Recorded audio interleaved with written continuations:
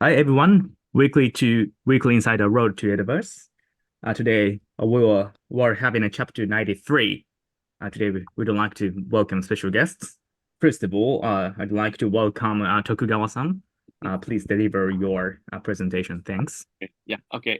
Thank you, Mitsushi-san. So, I am here every week, so I'm not a special guest. I think I'm the resident here, but anyway. Part two of Tokugawa political system. Now, I mentioned, I think I discussed last week about the background to the rise of the Tokugawa shogunate. So the crux of the argument is that until Oda and Toyotomi, Japan was ruled by practically two cliques. One centered around the emperor's imperial family, and the other the Fujiwara family. And that combination, that grouping, did not change until about 1550. Uh, and so, since the creation of Japan as a unified state, Toyotomi reconquered, Oda and Toyotomi reconquered Japan, but went bankrupt.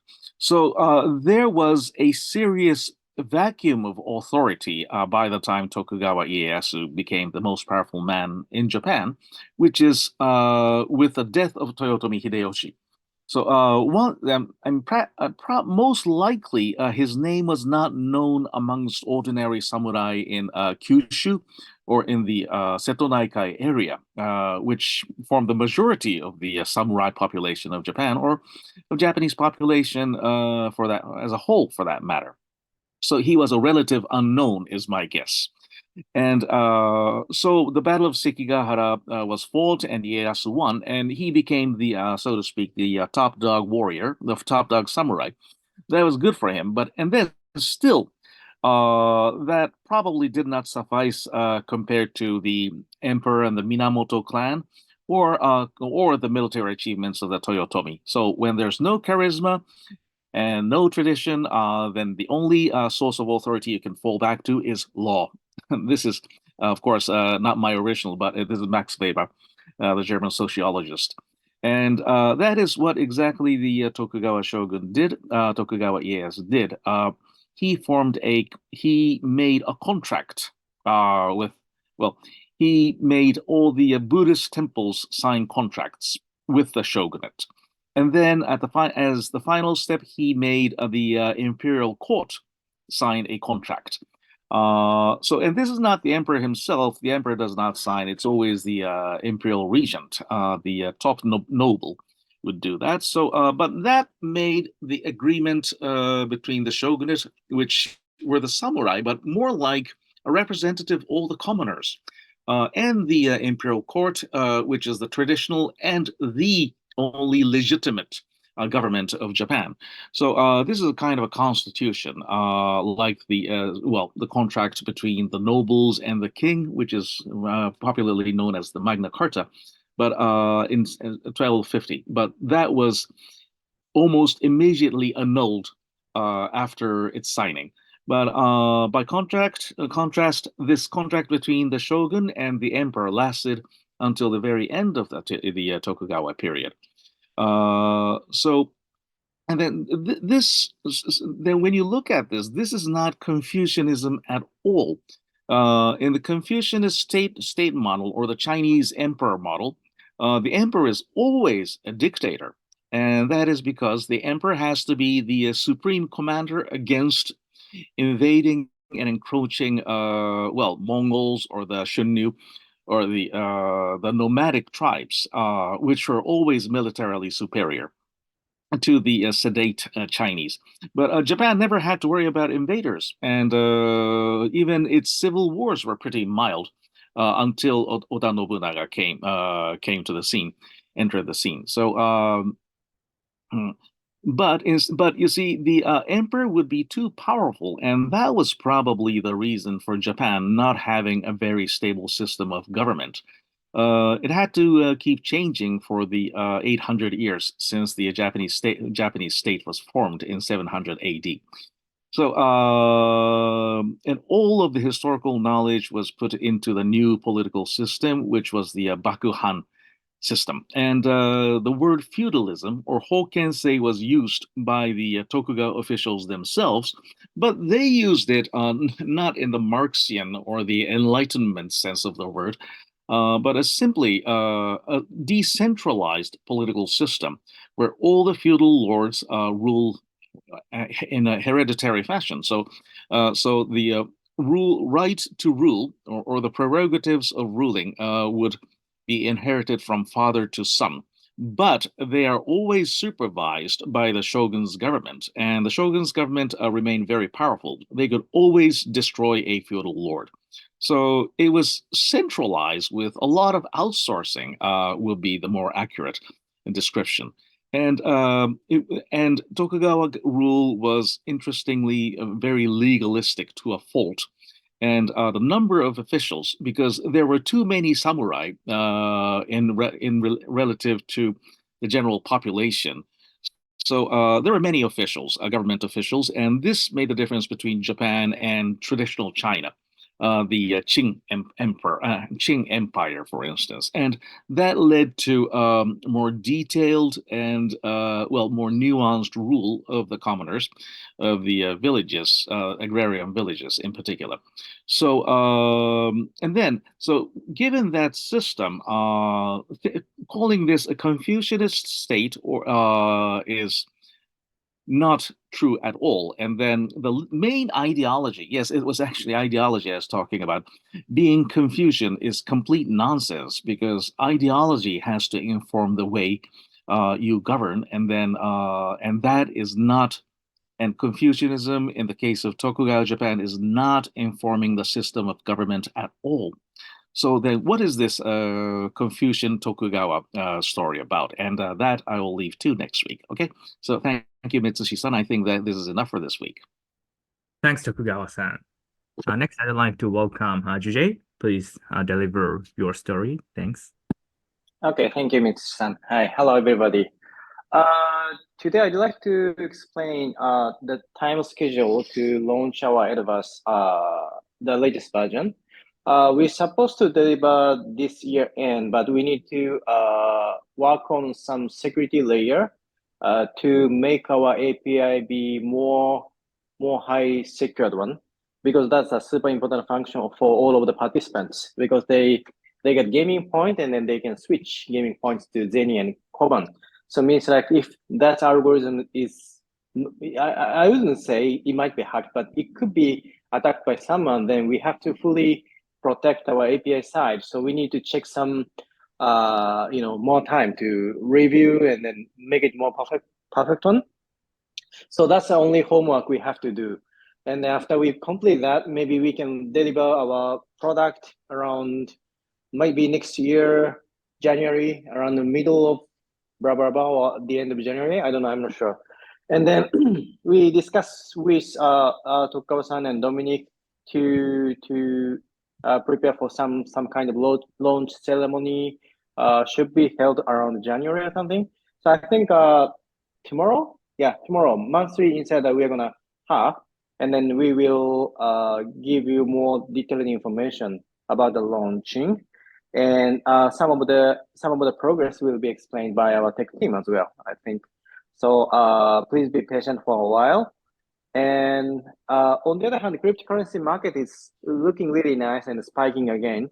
Ethereum is so strong, and then altcoin strong, BTC is strong. So today, I don't know, just 30 minutes ago, suddenly dropped to close to 40K USD in terms of BTC, but that's just like short moving, and then we don't have to be stick to the price movement. Anyway, I think the whole environment is going to be quite nice currently. And then I've seen some news in Japan. The tax structure is going to be a bit improved, and then the corporate can hold their cryptocurrency without taxation. So that's I think that's really nice news for all of the company in Japan, because before they have to pay a tax if they keep a cryptocurrency, even they didn't sell that. So that's pretty stupid and super tough regulation, but it's gonna be improved. And then I got some inquiries from the company in Japan saying like they wanna come to Web3, and then tax problem is gonna be solved, and then they wanna do something or something like that. That's anyway nice motion, nice movement. and nice momentum for all of us. So Zenny and Koban and Edoverse space itself, we are gonna try to make this best effort to all of the Edoversian and participants. So please be patient and thank you for your understanding. That's enough from my side. Thank you, Mitsushi-san. Thanks, GJ. Today, I think next turn, I will deliver some updates with regards to crypto news. As the previous speaker referred to, we saw dramatic reform on crypto-related regulation in Japan with regards to corporation owning crypto assets. So basically, all the tokens and crypto assets owned by corporations, if those assets are token issued by other corporations and entity, their assets are exempted from market-to-market valuation-based taxation. Right now in the status quo, when corporations own crypto assets, and all those assets are subject to sort of taxation based on market-to-market valuation at the end of the year. That means corporations have to make payment in cash as a tax to the government. That will become a huge, that's being a huge financial burden, a monetary burden on a lot of corporations right now. But those crypto assets are exempted from taxation based on market-to-market valuation. That's going to be very advantageous. That means this sort of reform will incentivize large corporations, a lot of corporations, to own crypto assets. So, that will be great news and momentum for entire crypto market as a whole. That will also impact many large corporations. I think more and more corporations will enter into crypto space, at least from investment perspective. I think that's one of the biggest news that I have seen these days. Moreover, some other news with regards to cryptocurrency is that, like, I think the El Salvador, the government invested in crypto, and their Bitcoin portfolio became profitable. So this is very sort of symbolic. A lot of governments in developing countries will pay attention to this news about El Salvador's and Bitcoin portfolio. And final news is that the biggest venture capital, Andreessen Horowitz in United States, they announced the 9 main areas, important areas for crypto spaces. I think it's very, their report is worthy of reading. It's very profound and intensive report. So I think I recommend everyone to take a look at the report released by Andreessen Horowitz about trends in crypto space. That's all from me. Thanks. Next, I'd like to welcome the next speaker, Martin. Thanks. Hello. Very interesting talks again from everybody. In terms of the regulation issue, we've just seen the EU start to regulate AI, and Japan is also thinking about doing the same thing. So clearly governments are responding to market demand for more regulation for that and everything, and that's obviously going to affect us. And I've said this a couple of times on the show before, but I do think that the more regulation, the better from our perspective, as we're being fully compliant, and Japan has very, very strict laws, so that's going to work in our favor. So definitely next year, 2024, is going to be the year when we see a lot of those regulations affect the market in tangible ways. So that's very positive from our perspective, I think. It's a shame that we're not going to be able to launch by the end of this year, but January, start of the new year, seems like a good time to launch. I look forward to hearing plans for the launch event. Perhaps we could have a little party and see if we can get some PR coverage from that, get the media to pick it up. Obviously, we could have Tokugawa-san in attendance, and perhaps he could make a little speech, and we could do a kind of ceremony. Maybe we could dress up in kimono or something and do it like super retro. That would be cool. I'm looking forward to that, definitely. Regarding the political economy of the Edo era, I think that's very, very interesting. And I think, we did see in Europe around the same time this move towards centralization of national governments. Obviously, it's a little bit later for the unification of Italy and the unification of Germany, which are the two obvious, very big ones. But that's a trend that we see in history around that time. Whether it was actually a good thing or a bad thing remains to be seen. Obviously, subsequent to those unifications, we had some wars in Europe. So perhaps decentralization, the system that they had back in the so-called feudal period of Japan was a good thing. Who knows? I do think that there are more moves towards decentralization, especially in the UK, where I come from. We now have a devolved parliament for Scotland and one for Wales as well. So perhaps as the Edoverse becomes more and more popular, more and more people will start to look into the political ideology of the period and see if there isn't more that we can learn from it. But that's later down the line, but an important part of our mission, I think. So, yeah, that's it from me, Mitsushi-san. Back to you. Thanks, Martin. Next, I would like to finally welcome Dominique.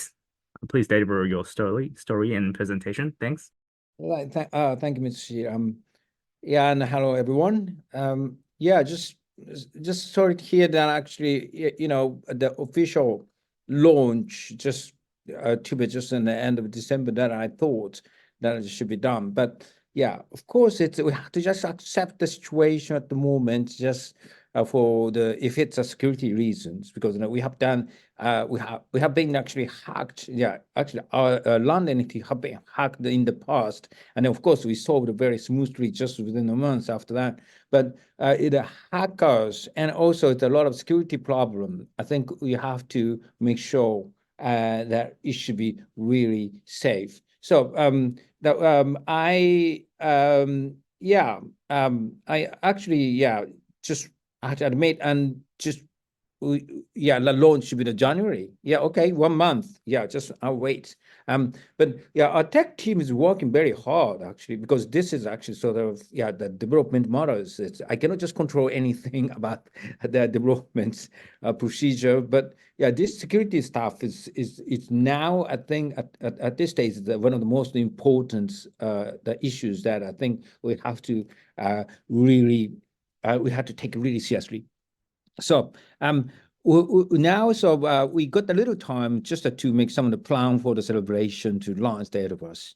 So as Martin mentioned that we had to just to organize the events, happy events, and then Edoverse is going to be very very sort of it's a big the start. And then, but at the same time, this start will be actually really the starting point. So as I mentioned, then actually we launched the 3 simple games, but of course those 3, each game is really really interesting and exciting. I'm really happy to just play with that. And also our avatar system is also at the moment is very basic, but you can just enjoy the original avatar in Edoverse that you can just walking around and playing around in Edoverse once it's launched. And then and also we still just got a lot of just events. Yeah, of course, we've done that the mystery box. Already just somebody just opened that, they might just get NFT. But all the stakeholders, it's the NFT lands, the land NFTs holders, and also katana holders, and also the avatar holders, and also Zenny holders. All the stakeholder will be actually will have some benefit once it's launched. We're gonna make some the plan for everybody just to just you could just get some benefits just for the big events in January.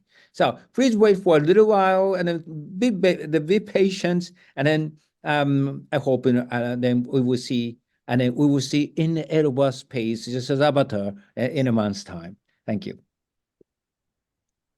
Oh yeah, by the way, tomorrow, I just want to understand you that tomorrow, the 1:30, we want to hold a monthly Edoverse Insider. So that's monthly stuff that actually that we will just officially announce that this launch new schedule, and also the detail of the Edoverse everything, and also we have actually we had to just start the Tokugawa hidden treasure find the Tokugawa hidden treasure project too. So we will just expand that an operation in a nationwide Japan from Edo just actually that in Tokyo now. So please just come to our monthly Insider tomorrow at 1:30, and we will just inform that all the YouTube account to you. Thank you. Thanks, Dominique-san. Now, I think all just speeches are over. Thank you for your cooperation. Thank you for your listening. That's all. Thanks.